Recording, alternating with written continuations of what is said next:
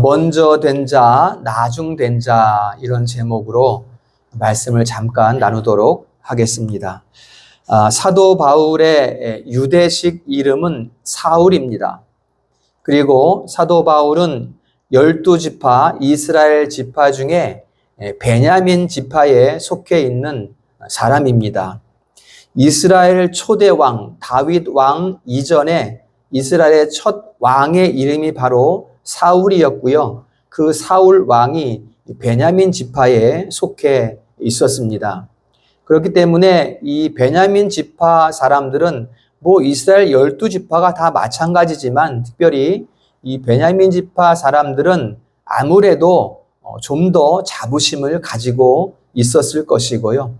또 그에 따라서 사도 바울의 부모가 아들의 이름을 사울이라고 지었다는 것, 이것도 어쩌면 특별한 의미가 있을 것으로 우리가 생각해 볼 수가 있습니다. 거기에다가 사도 바울은 당대 최고의 학파인 가마리알 문화에서 공부를 했고, 그래서 히브리인 중에 히브리인이요. 빌립보서 3장의 사도 바울의 고백을 보면 히브리인 중에 히브리인이요. 또 바리새인 중에 바리새인이요. 또 율법 학자요. 그야말로 가장 총방받는 당대의 지성, 이렇게 우리는 사도 바울을 볼 수가 있습니다. 젊은 나이였지만 그 사회를 호령하고 이끌 수 있는 최고의 지성이었다. 이렇게 우리가 사도 바울이 사울일 때를 우리가 평가해 볼 수가 있습니다. 그러니 사도 바울이, 그러니까 사울이 사도 바울이 되기 전에, 사도가 되기 전에 그 사울의 마음이 어떤 마음이었을까? 어릴 적부터 선민의식이 아주 투철한 마음을 가지고 성장했을 것입니다. 선민의식. 우리는 하나님께서 선택한 백성이다. 이게 전체 이스라엘 백성들의 생각이었고 그 자부심을 가지고 이스라엘 백성들은 살아가고 있었고 그 가운데 사도 바울은 더더욱 그러한 선민의식을 가지고 살았을 것이다 라는 것입니다. 그리고 이것은 말씀드린 것과 같이 이스라엘 12지파 모든 유대인들의 동일한 생각이었습니다. 자기들은 우리는 하나님께서 택하셨기 때문에 우리는 거룩한 백성이고 우리는 다 천국 백성이야, 이렇게 기고만장해 있던 것이 바로 유대인들의 마음 상태였다는 것입니다. 그런데 사도 바울이 이제 예수님을 만나고 그 진실을 알게 되니까 오늘 본문에 보니까 그게 아니더라는 거예요. 잘못 알고 있었다는 거예요. 그게 아니라는 거지요. 이스라엘 가문에서 출생하기만 하면 할례를 받고 언약의 자손이 되어서 다 천국 백성이 되는 줄 알았는데 그게 아니더라. 사도 바울이 오늘 그것을 말씀하고 있습니다. 그 실상을 알고 나니까, 그게 아니라는 것을 알고 나니까 사도 바울의 마음이 어때요? 큰 근심이 있고 그치지 않는 고통이 있다. 이렇게 오늘 1절에서 말하고 있습니다. 그리고 그 1절 앞부분에 보면 내가 그리스도 안에서 참 말을 하고 거짓말을 아니하노라. 이렇게 참 비통한 간절함이 담겨 있는 이런 지금 사도 바울의 고백을 볼 수가 있습니다. 차마 말하기 어려운 그 일이에요. 지금 사도 바울로 보면은. 왜냐하면 이스라엘 사람들, 유대인들은 전부 다 우리는 선민이고 우리는 다 구원받았고 우리는 다 천국 백성이라고 다 생각하고 있는데, 아주 확실하게 믿고 있는데 거기에다가 아니야 라고 말해야 하는 사도 바울의 그 마음, 그게 이제 큰 근심과 고통으로 나타나고 있는 것입니다. 그것이 무엇입니까? 이스라엘이, 바로 이스라엘 사람들이 그 하나님의 약속에서 제외될 수 있다는, 그것 때문에 사도 바울이 지금 마음이 애가 타고 있는 거예요. 철저하게 이스라엘 사람들, 내 형제 동족들은 우리는 천국 백성이라고 다 믿고 있었는데 그게 아니라고 말해야 하는 거예요. 이것이 사도 바울의 고통이었습니다. 그리스도와 함께 상속자로 삼았다. 분명히 이것은 이스라엘 사람들의 믿음이었어요. 우리를 영화롭게 하신다. 아들을 주신 이가 모든 것을 우리에게 주실 것이다. 이 믿음이 바로 이스라엘의 믿음이었는데 이제 그 은혜로운 약속 가운데 이스라엘이 탈락되는 것을 바라봐야 하는, 그 구원의 은혜 가운데서 떨어져 나가야 하는 그 이스라엘을 바라봐야 하는 그 마음. 오늘 말씀 제목처럼 먼저 된 자가 나중 되는 그 비참함을 겪게 될 동족들을 바라보는 사도 바울의 마음의 고통. 그것이 지금 근심으로 나타나고 있는 것입니다. 먼저 된 자, 먼저 되었던 이스라엘이 어쩌다가 이렇게 나중된 자가 되었을까요? 여러분, 이것은 우리가 이 시대에도 돌이켜봐야 될 아주 중요한 내용입니다. 분명히 먼저 된 자들이었는데, 하나님께서 선택한 백성들이었는데 어쩌다가 이 지경이 되었을까? 그들은 정말로 뛰어난 사람들이었습니다. 이스라엘의 사람들은 아브라함과 이삭과 야곱의 후손들이고 여호와의 사자와 씨름을 해서 이겼다고 인정받은 그 야곱의 이름이 이스라엘이잖아요. 그 순간 하나님께서 이스라엘이라는 이름을 야곱에게 주셨단 말이에요. 바로 그 후손들, 그들이 유대인들인데 그들은 로마서 3장 2절에 보면 범사에 뛰어나고 말씀을 맡은 최고의 특권을 누렸고, 그리고 양자됨의 약속이 그들에게 있었고, 그리고 최고의 복은 뭐예요? 그들의 혈통에서 그리스도가 탄생하게 되신 아주 그야말로 대단한 백성이란 말이에요. 이건 누가 생각해도, 그들이 생각할 때 또는 누가 생각해도 이들은 이스라엘 사람들은 구원에서 탈락될 수가 없어 라고 생각할 수밖에 없는 그야말로 대단한 백성이란 말이에요. 그런데 그들은 정작 예수를 그리스도로 믿지 않았다는 것입니다. 예수 그리스도께서 오셔서 가장 고상한, 아름다운, 깨끗한, 정결한 옷을 지어주셨는데 그 옷을 입지 않고 그냥 옛날 그 옷을 고집하면서 새 옷을 배척하는 유대인들의 모습. 이것이 이들의 나중되는, 먼저 된 자가 나중되는 비참한 모습인 것입니다. 그들이 그리스도를 배척하면서 그들에게 어떤 현상이 일어나는가? 여러분들이 이것을 잘 우리가 기억을 하면 좋겠습니다. 그들이 참된 언약의 중보자이신 예수 그리스도를 배척할 때 그들에게서 어떤 현상이 일어나는가? 그들에게서 감사가 끊어지고 그들에게서 기도가 끊어지기 시작합니다. 기도를 안 하는 것은 아니에요. 기도를 하기는 하되 어떻게 하는가? 지장 어귀에서 사람들이 많은 곳에서 자랑하는 기도를 하고, 보여주기를 좋아하는 형식주의가 들어오고, 신앙의 게으름을 표현하는 매너리즘에 빠져버리고, 이게 유대인들의 모습이었다는 것입니다. 매일 회당에 모이기는 모여요.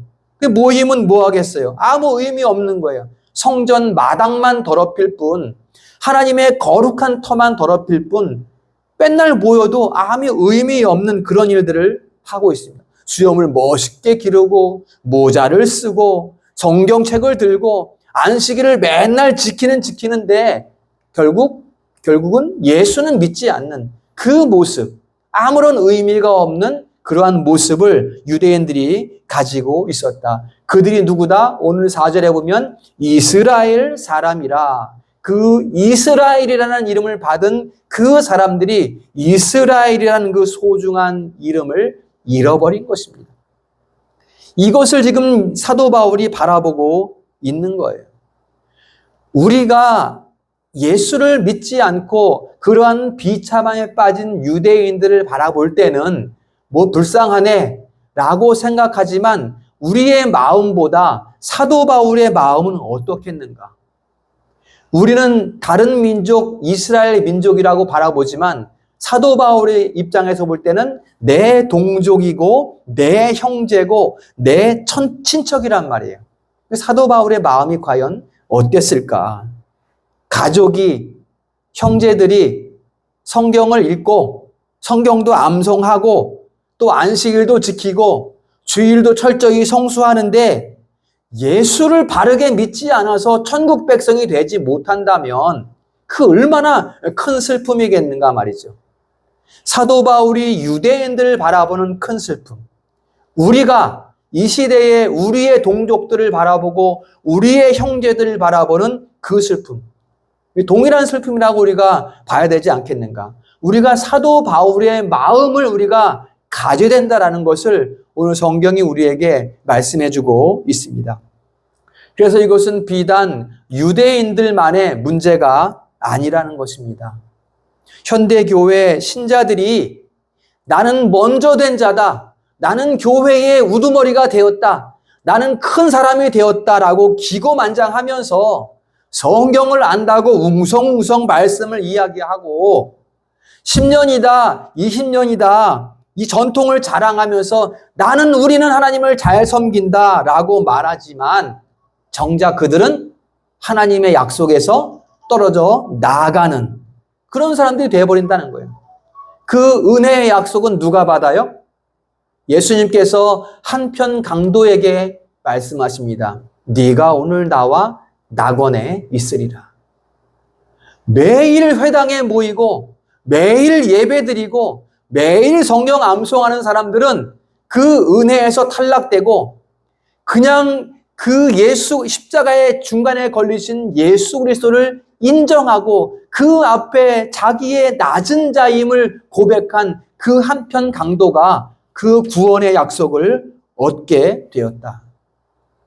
여러분, 아무리 똑똑하고 아무리 잘난 말을 많이 하고 아무리 좋은 일을 많이 해도 그 한편 강도의 그 마음, 그 중심을 갖지 않으면 주님 품에 안길 수 없습니다. 그 한편 강도의 마음이 뭐예요? 주여 당신은 메시아입니다. 당신께서 당신의 나라에 이르실 때 나를 불쌍히 여겨주소서. 이 마음이 없으면 주님 품에 안길 수 없는 거예요. 열심히 회당에 모였지만 이 마음이 없었어요, 유대인들은. 예수가 메시아가 아니었단 말이에요. 도리어 예수 그리스도를 배척하고 도리어 시기하고 질투했던 유대인 회당의 지도자들, 그들은 하나님의 구원의 약속에서 탈락될 수밖에 없었다라는 것을 사도 바울이 오늘 성경을 통해서 우리에게 말씀해주고 있는 것입니다. 예수님 시대에도 뛰어난 사람들이 많았어요.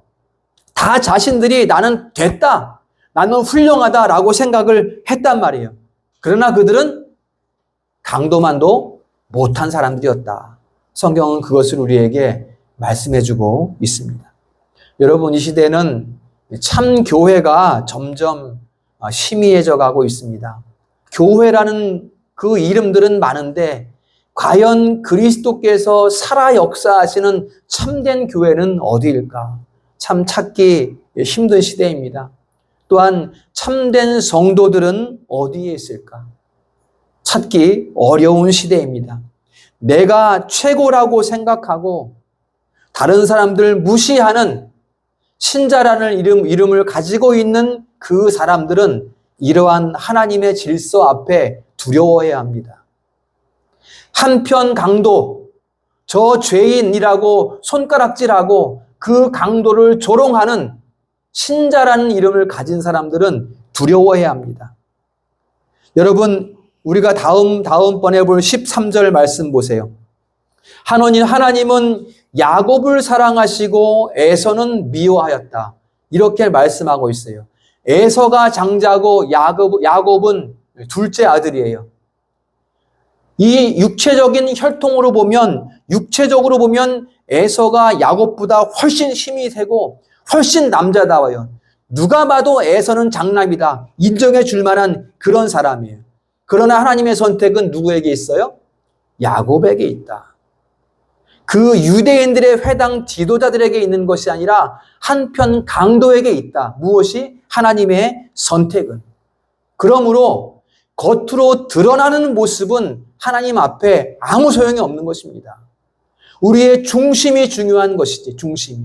우리의 중심이 예수를 메시아로 인정하고 나를 불쌍히 여기소서라고 고백하고 있는가. 이것이 중요한 것이지, 바깥으로 무슨 행사를 날마다 하고 무엇을 떠들썩하게, 무엇을 화려하게 한다고 해서 그런 것들은 결코 중요하지 않다라는 것을 말씀해주고 있는 것입니다.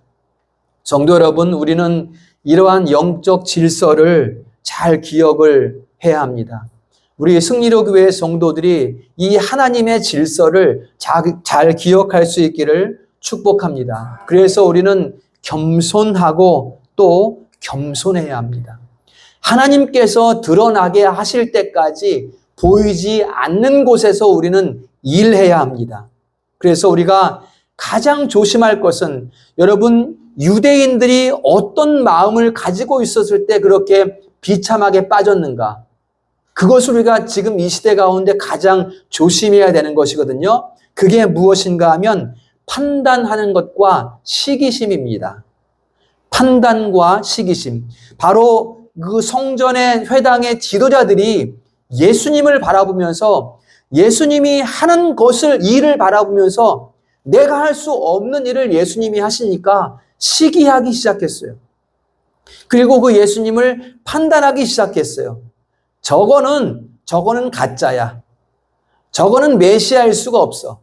어떻게 하나님이 육체를 입고 오겠어? 더러운 거야. 저거는 메시아가 아니야. 라고 스스로 자기 기준에 맞춰서 판단하기 시작했다라는 것입니다. 누구의 기준에? 나의 기준에 맞춰서 예수를 판단하기 시작했다.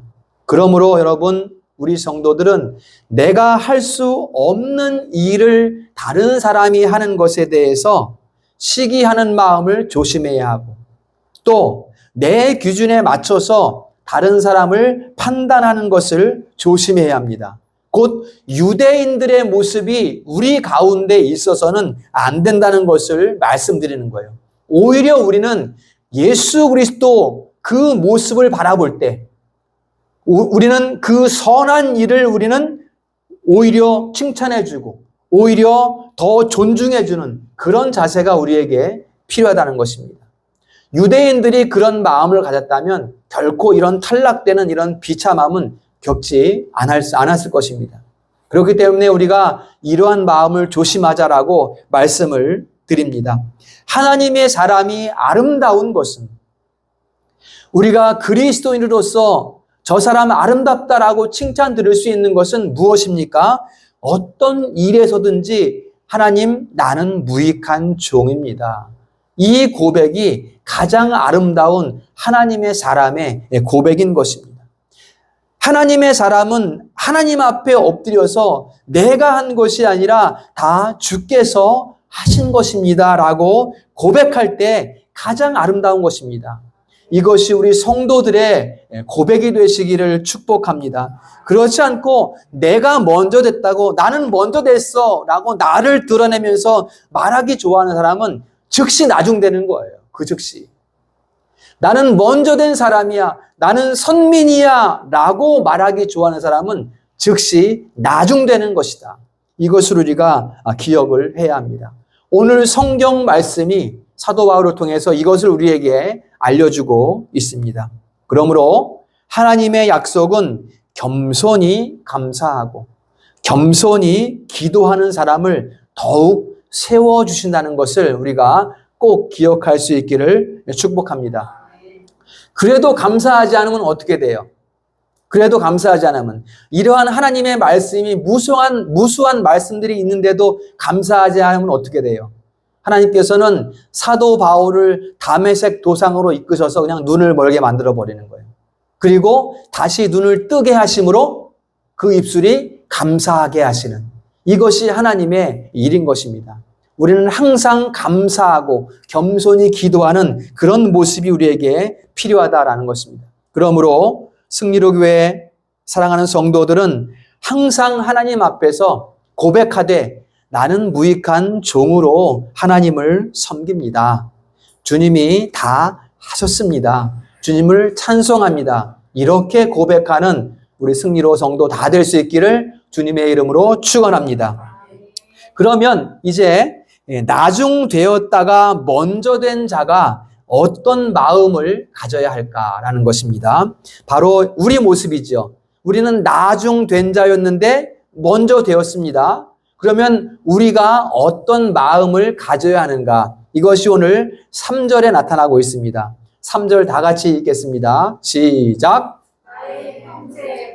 고륙의 친척을 위하여 내 자신이 저주를 받아 그리스도에게서 끊어질지라도 원하는 바로라. 아멘. 자, 다 천국 갈 줄 알고 사는 내 형제, 내 고륙들. 그러나 그것이 아니라는 것을, 그들이 잘못 생각하고 있다는 것을 아는 우리들, 그들을 향하는 우리의 마음이 어떠해야 하는가? 차라리 내가 그리스도에게서 끊어지고 저주를 받을지언정 저들을 불쌍히 여겨 주십시오. 이게 우리 마음이 되어야 한다는 거예요. 이게 우리 형제를 바라보는 우리의 마음이 되어야 돼요.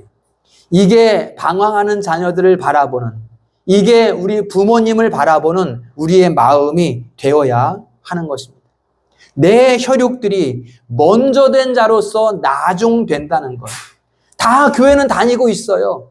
다 주일 성수 잘해요. 다 기도해요. 다 찬송해요. 그런데 나중된다는 것을 알지 못하는, 즉 그리스도가 오셨음에도 불구하고 그리스도를 기다렸으면서도 그 오신 그리스도를 정작 영접하지 못하는, 곧 이 시대로 말하면 바르게 옳게 믿지 못하는 그 혈육을 바라보는 그 마음, 그 사도의 마음이 곧 이 시대에 우리의 마음이 되어야 한다라는 것을 말씀하는 것입니다. 사랑하는 성도 여러분, 우리는 나중된 자였으나 먼저 된 자로 하나님의 사랑을 받고 또 그 사랑을 지금 우리는 누리고 있습니다. 그렇다면 혈육을 향한 우리의 마음은 사도와 같아야 한다라는 것을 말씀을 드리겠습니다.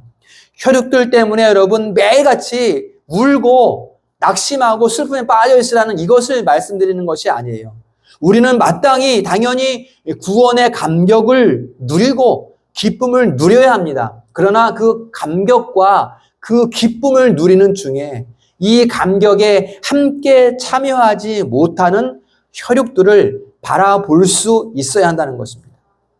내 것만이 아니라는 거예요. 내 것만이. 이 세상 가운데 하나님께서 야곱을 선택하셨듯이, 한편 강도를 선택하셨듯이 선택하신 내 혈육과 동족들, 그들을 위해서 우리는 기도할 수 있어야 한다라는 것을 말씀을 드리는 것입니다. 그것이 바로 내가 그리스도에게서 끊어질지라도 저들을 불쌍히 여겨 주시옵소서.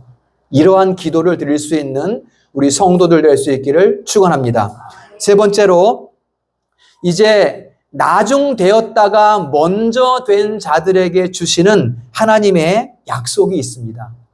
약속된 복이 있어요. 너무나도 기쁜 일인데요. 그러나 우리가 잘 기억할 것은 하나님은 어느 때 약속하시고 또 어느 때에 그 약속을 이루시는가. 우리는 이것에 대해서 전적으로 하나님의 언약의 시간표에 의지해야 한다. 따라합니다. 하나님의 언약의 시간표에 의지하자. 하나님의 언약의 시간표에 의지하자. 하나님의 언약의 시간표에 철저히 의지해야 돼요. 내가 기도했으니까 내일 이루어 주시겠지. 최소한 1년 후에는 이루어 주시겠지. 당연히 들어주시겠지. 나는 하나님의 자녀니까. 이렇게 우리가 판단할 수 없어요. 하나님의 시간표에, 언약의 시간표에 온전히 우리는 의지해야 합니다. 이에 대해서 중요한 구절이, 성경 말씀이 예레미야 31장입니다. 우리가 오늘 참고 구절로 함께 보는데요. 함께 펴보겠습니다. 예레미야 31장입니다.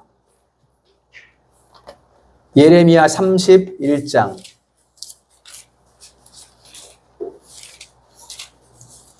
어떻게 우리가 하나님의 언약의 시간표에 의지해야 하는가? 예레미야 31장이 너무나도 중요한 이런 언약의 장이 됩니다. 예레미야 31장 구약성경 제성경 1100페이지거든요. 자, 한번 눈으로 따라와 보세요. 지금 예레미야 시대는 여러분 나라가 없어지는 상황이에요.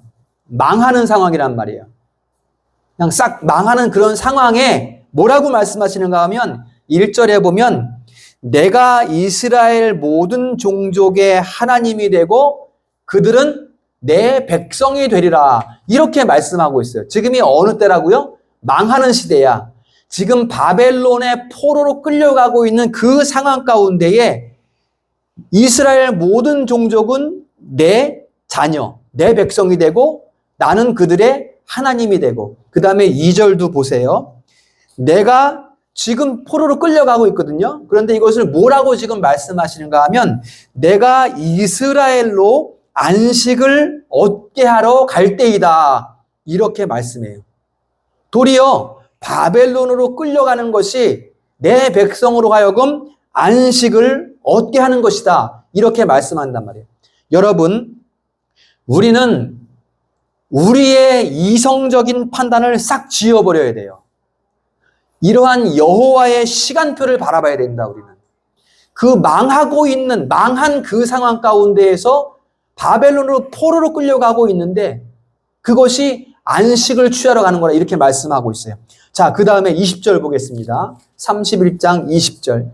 이건 정말 우리의 가슴을 아주 진짜 드러내는 막 도려내는 그런 구절이 됩니다. 20절 다 같이 읽어보겠습니다. 시작. 나의 사랑하는 아들 기뻐하는 자식이 아니냐. 내가 그를 책망하여 말할 때마다 깊이 생각하노라. 그러므로 그를 위하여 내 창자가 들끓으니 내가 반드시 그를 불쌍히 여기리라. 여호와의 말씀이니라. 아멘. 여러분, 에브라임이 누구예요? 요셉의 둘째 아들이거든요. 요셉의 첫째 아들은 므낫세고 둘째 아들이 에브라임이에요. 아까 에서와 야곱, 하나님의 선택이 야곱에 있었던 것과 똑같은 거예요. 지금 에브라임, 곧 이스라엘을 말하는 것입니다. 에브라임은 내 아들, 내 자식. 내가 그를 생각할 때마다 창자가 들끓는다. 이렇게 말해요. 막 하나님께서 우리를 바라보시면서 애간장을 막 태우시는 거예요, 애간장을. 이게 지금 그 표현을 지금 하고 있는 거예요. 우리를 사랑하시는데, 우리를 아끼시는데, 그럼에도 저 포로지로 나아가는 내 백성, 내 자식들을 바라볼 때 하나님의 애간장이 불타오른다. 그만큼 내가 내 백성을 사랑한다. 이렇게 말씀하고 있습니다. 그래서 결국은 하나님께서 어떻게 하십니까? 자, 31장 31절 보세요. 여호와의 말씀이니라. 보라, 날이 이르느니 내가 이스라엘 집과 유다 집에 새 언약을 맺으리라. 아멘. 이것을 이제 약속하시는 거예요. 이게 복입니다, 이게. 바로 예수 그리스도를 보내신다는 그 약속을 하시고 있는 거예요. 바로 이 시대, 우리가 살아가고 있는 이 신약 시대, 메시아 예수 그리스도가 오신 시대, 이것이 먼저 된 자에게 주시는 약속의 복입니다. 지금 우리는 그 복을 누리고 있는 거예요, 여러분. 우리가 나중되었으나 먼저 된 자들이잖아요. 이 예레미야 31장에 그 약속과 하나님의 애끓는 그 사랑을 받은 자들이 누구다? 바로 우리들이다. 이것을 성경이 우리에게 가르쳐주고 있습니다. 성도 여러분, 삶이 많이 피곤하십니까? 많이 몸과 마음이 많이 곤고하십니까? 내가 피곤하고 내가 힘들지만 여호와께서는 어떻게 해요? 나를 바라보시면서 애간장을 태우고 계시단 말이에요. 나를 너무나 사랑하셔서 내 자식이 아픈 것을 보고 내 자식이 곤고함에 빠진 것을 보고 우리 하나님은 애간장을 태우고 계시다. 우리가 우리 자신에 대해서 또는 내 형제, 고육 친척들을 향한 마음이 애끓는 것처럼 하나님은 나를 향하여, 우리를 향하여 애를 태우고 계시다. 그것을 뭐라고 말씀하냐면 내 마음의 창자가 들끓는다. 이렇게 하나님은 표현하고 있습니다. 그래서 새 언약을 맺으신 거예요. 그래서 그 새 언약의 복을 그래서 우리에게 주신 거예요. 나중에 여러분 이 31장 4절, 7절, 9절, 10절, 12절 다 쭉 한번 읽어보세요. 거기에 보면 그 새 언약의 실체이신 예수님이 오시면 그 예수 그리스도를 너희가 영접하면 너희의 삶은 물된 동산 같겠고 소고를 치며 춤을 추며 나올 것이며 안식을 얻으리라. 이렇게 말씀하고 있습니다. 지금 사도 바울은 그 약속을 바라보고 있는 거예요. 그런데 그 약속에 함께하지 못하는 동족들 때문에 애를 태우고 있는 그러한 모습입니다. 자, 오늘 4절 말씀 보겠습니다. 로마서 9장 4절에 보면 그들은 이스라엘 사람이라 그들에게는 양자됨과 영광과 언약들과 율법을 세우신 것과 예배와 약속들이 있다 그랬어요. 이스라엘 사람들은 이 약속에서 탈락되었으나 이제는 이 약속을 누가 가지고 있어요? 나중되었으나 먼저 된 우리들이 약속을 가지고 있는 거예요.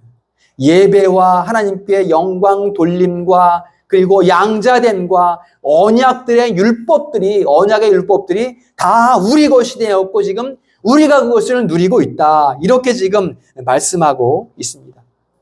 성도 여러분, 우리는 나중되었으나 먼저 된 약속의 자녀가 되었습니다.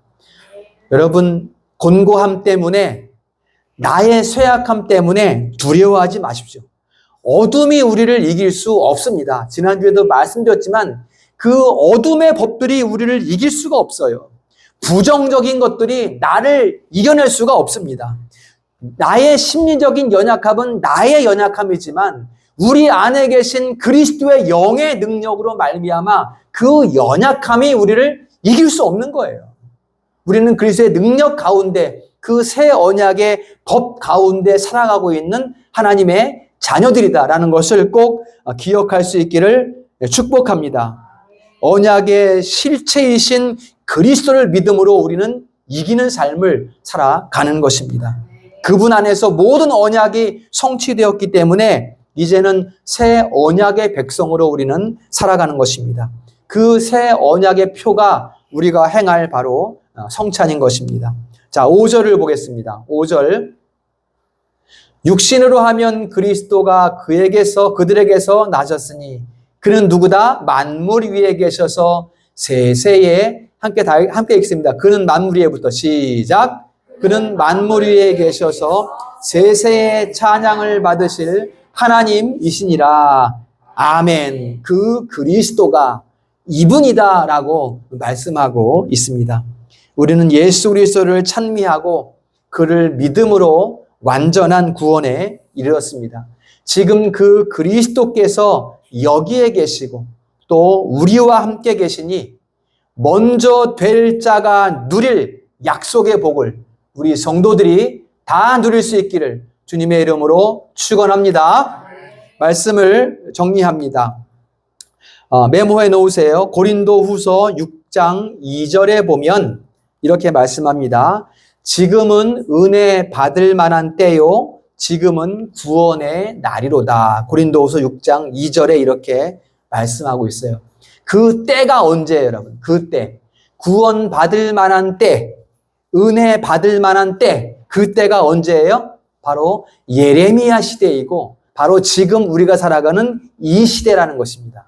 이 시대. 지금 여기 전혀 소망이 보이지 않잖아요. 어디에 소망이 없어. 어디에도 소망이 보이지 않습니다. 그러나 바로 이 때가 구원받을 때이고 은혜 받을 만한 때이다. 그렇기 때문에 우리는 머리를 들고 소망이 없고 세태가 점점 혼탁해질수록 우리는 머리를 들고 새 언약의 성취이신 그리스도를 바라봐야 하는 것입니다. 온갖 세상의 기품과 높음이 우리를 위협하는 세상. 그래서 살기 힘들고 그래서 각박해지는 세상, 그 한가운데 살아가고 있는 우리에게 성경은 지금 은혜 받을 만한 때요, 구원의 날이로다. 이렇게 선언하고 있습니다. 여러분, 하나님은 우리의 기도를 들으십니다. 왜냐하면 우리가 새 언약의 백성이기 때문에, 자녀이기 때문에 하나님은 우리의 기도를 들으십니다. 나로서는 연약하고 부족하지만 우리의 머리털까지 세신 바 되셨고, 우리의 움직임 하나까지 감찰하시고, 우리의 중심 심령까지 해드시는 분이 바로 우리의 하나님이십니다. 그러므로 바로 이 시대가 은혜 받을 만한 때이다. 여러분, 내 주변이 너무 힘겹더라도, 내 삶이 내 마음을 아프게 하고 내 눈에서 눈물을 흐르게 할지라도 하나님의 불꽃 같은 눈동자가 우리를 지키고 있다는 것을 꼭 기억하시기를 바랍니다. 우리를 선택하시고 먼저 된 자가 되게 하셨기 때문에 그 눈동자가, 하나님의 눈동자가 우리를 결코 떠나가지 않으십니다. 기도하십시오, 여러분. 기도하십시오. 아까 서두에도 말씀드렸지만 제가 기도가 부족하다는 것을 이번 한 주간에 많이 깨달았어요. 기도해야 합니다.